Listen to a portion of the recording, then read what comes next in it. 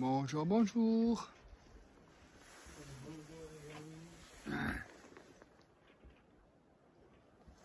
Un petit à la menthe à la fin de la randonnée. Donc pour aujourd'hui, la nouvelle vidéo du séjour, j'ai fait ce qu'on appelle le passage berbère. J'appellerais moi ça plutôt les passages berbères parce qu'il y a plusieurs endroits où on a un sentier qui est super étroit et il est à 2 cm d'un ravin. D'autres passages où on passe dans les airs. Dans les airs. Ouais, le passage il est fait dans la falaise en fait. Donc on a en dessous du vide. Voilà, donc c'était une randonnée qui était au départ très difficile parce que bien que j'ai fait du massage pour mes jambes hier soir avec de l'huile d'olive, je me suis réveillé les jambes tout neuves, sauf que j'ai l'orteil droit, que vous n'allez pas voir, mon orteil droit, mon gros orteil du pied droit était abîmé. J'avais une ampoule à la pomme et une ampoule à l'avant. Avec la randonnée que j'ai fait et les glissades et les frottements qu'il y a eu et les coups contre les pierres que j'ai fait, je me suis réveillé avec cette ampoule là. Donc je l'ai traitée en la perçant avec une épingle et j'ai mis de l'aseptisant et j'ai entouré avec du pansement pour amortir les chocs de la randonnée. Donc comme je disais, le départ était très difficile. J'avais beaucoup de mal à marcher, beaucoup de mal à me déplacer, beaucoup de mal à grimper et à descendre parce que c'est vallonné. Le GPS il a perdu la boule, il m'a marqué 34 km de randonnée alors qu'on a dû faire 8 en fait. Donc 34 km de randonnée et il a rajouté à ça 7000 mètres d'altitude. Alors que le plus haut mont du Maroc il est à 4200. Donc ça fait beaucoup, il a perdu la boule. Je pensais qu'arrivé au gîte avec la connexion, il allait retrouver sa tête, mais en fait non. Il est resté sur les 34 km et les 7000 mètres d'altitude. Voilà tout ce que j'ai à dire sur cette randonnée. Si c'est à refaire, du coup... Ah non, attendez, avant ça.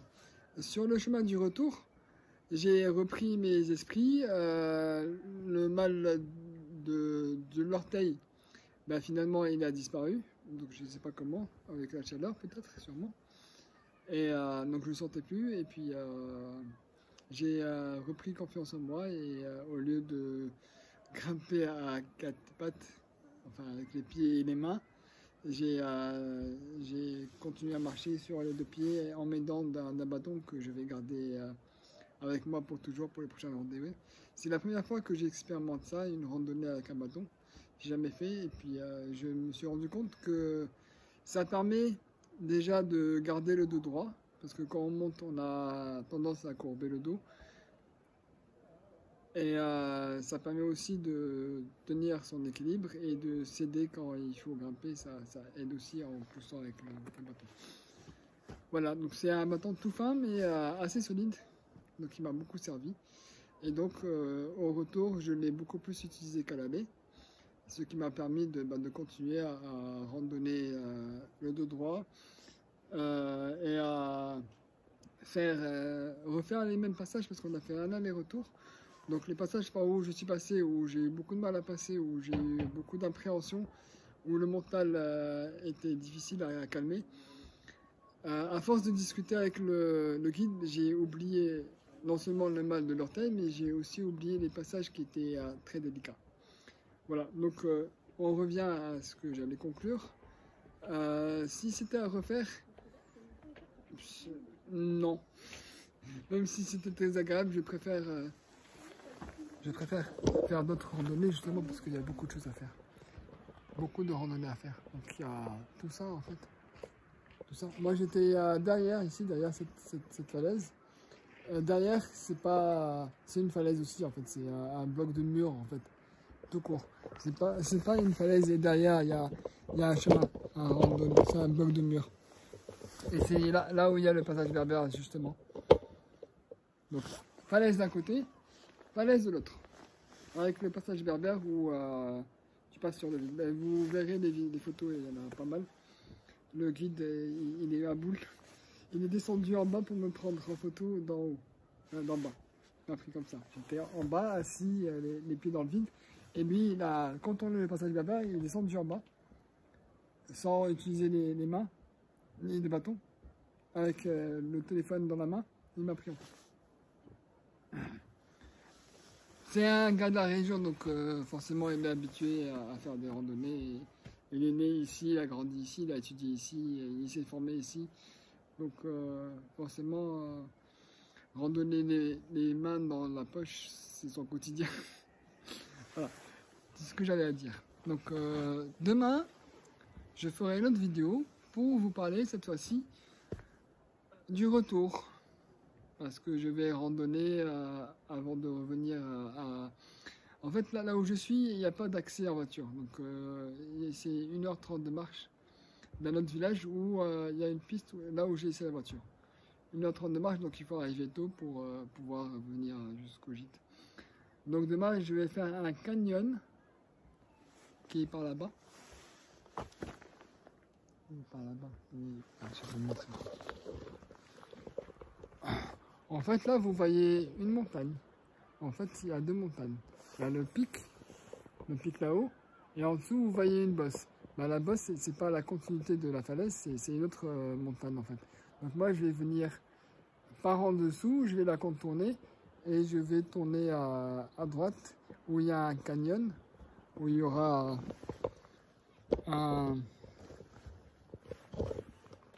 un lac. Un lac, pourquoi je dis lac? Il y aura une rivière qui passe et puis on va passer par là, on va prendre des cordes parce que il y aura quelques petites, je dis bien petites cascades pour rejoindre justement le village où j'ai laissé la voiture. Donc ça va être à randonnée demain matin et puis juste après je prends la route pour rentrer à Casa et vous faire du coup 3 vidéos. Parce que si je vous fais une seule vidéo de tout mon séjour, ça va durer trop longtemps et vous n'allez pas tout regarder. Donc moi j'ai décidé de faire 3 vidéos. Donc la première vidéo, il y aura le voyage, parce que le voyage, le déplacement fait partie de l'aventure. Il y aura la randonnée où je suis monté, où j'ai grimpé un mont de 3300 mètres d'altitude. Une deuxième vidéo d'aujourd'hui avec les passages berbères.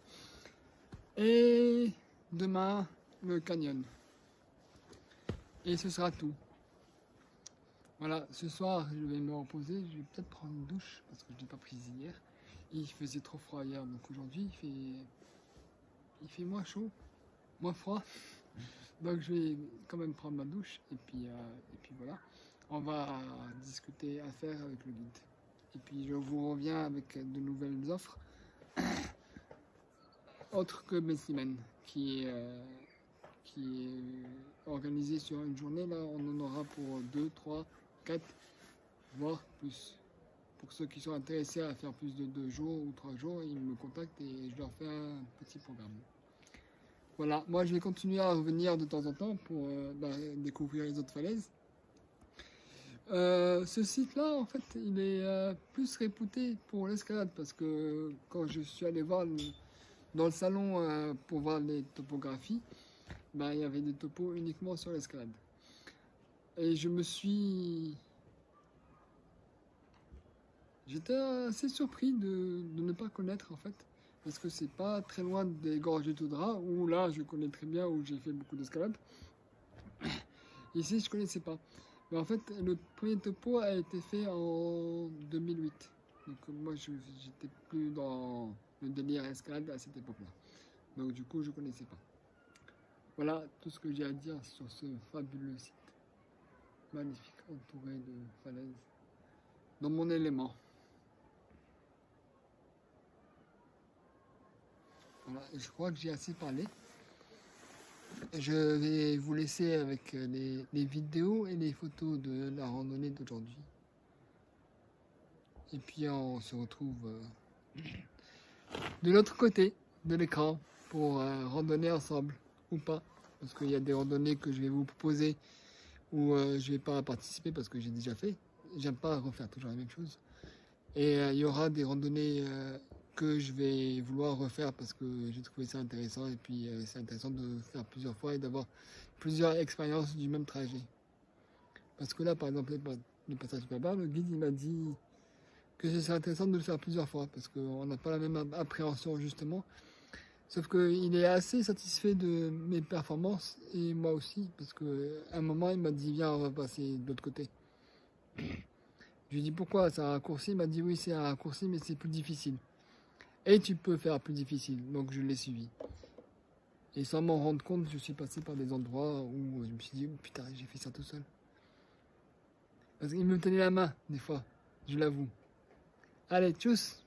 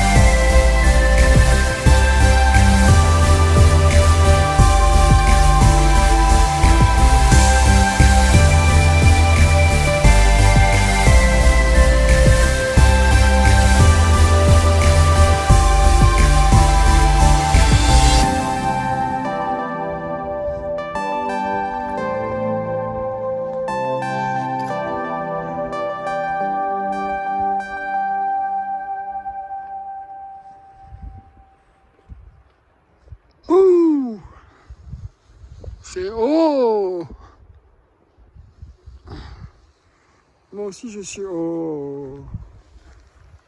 Oh là là. En bas il y a, là vous entendez, il y a un fleuve qui passe, un lac, une rivière. Le sentier est tracé, mais on ne peut pas le faire tout seul. Parce qu'après on ne le voit pas. Des fois il faut traverser à travers les roches. Là c'est pas faisable. Donc du coup nous on va aller par là, donc on va suivre le sentier et en fait on va tourner derrière cette montagne là, comme ça. On passe comme ça, et on tourne là-bas. Après il y a d'autres passages. ce qu'on appelle passage, c'est des petits sentiers où il y a un ravin plus important que ce que vous voyez là. Et des fois, c'est des passages à vide. Je sais pas si on va le voir ici, il y en avait un. Non, on l'a dépassé. Il y en avait un ici, par là, un passage à vide. Et puis les arbres. Très jolis arbres. Donc là, je suis en pause. J'attends que le guide arrive. Il est parti déposer une commission. Chacun son tour. Et puis on va prendre ces petits buissons et puis on va se faire un petit thé. Comme hier. Oui, hier j'ai fait une ascension d'amont.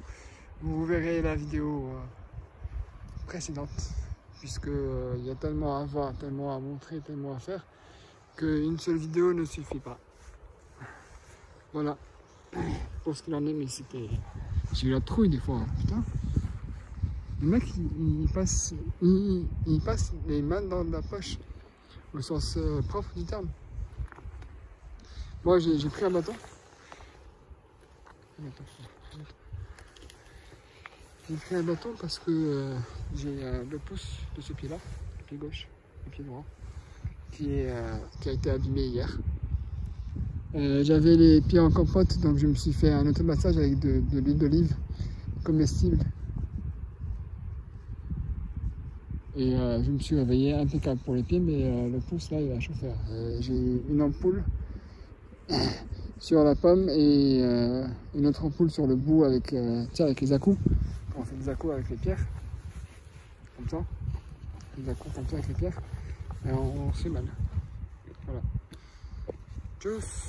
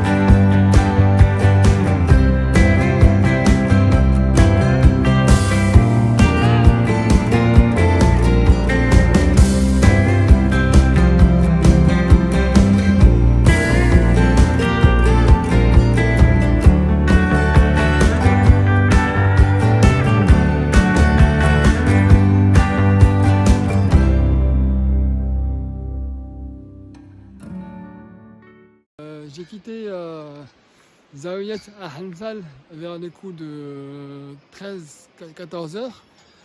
Et en fait, je suis arrivé à un croisement où il me disait le GPS de tourner à droite. Donc j'ai pris à droite, je me suis retrouvé dans une espèce de piste qui était très praticable. C'était de la caillasse concassée, bien compacte. Donc j'ai suivi le GPS. Et puis tout à coup, je me suis retrouvé dans une piste très infréquentable pour une petite voiture.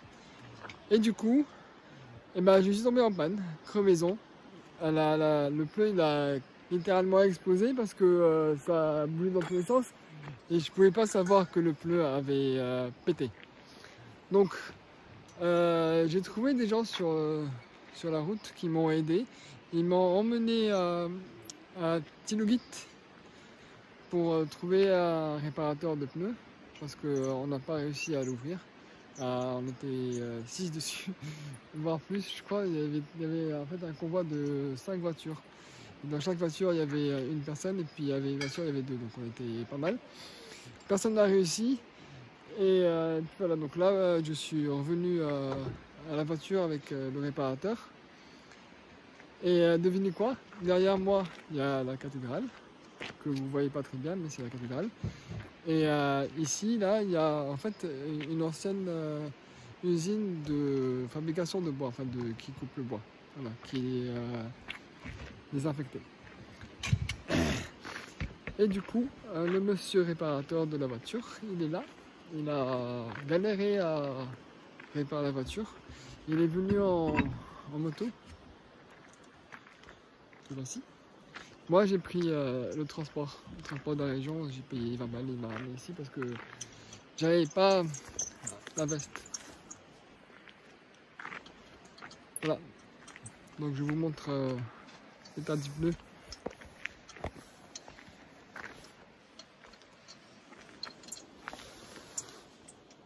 C'est pas beau à voir du tout.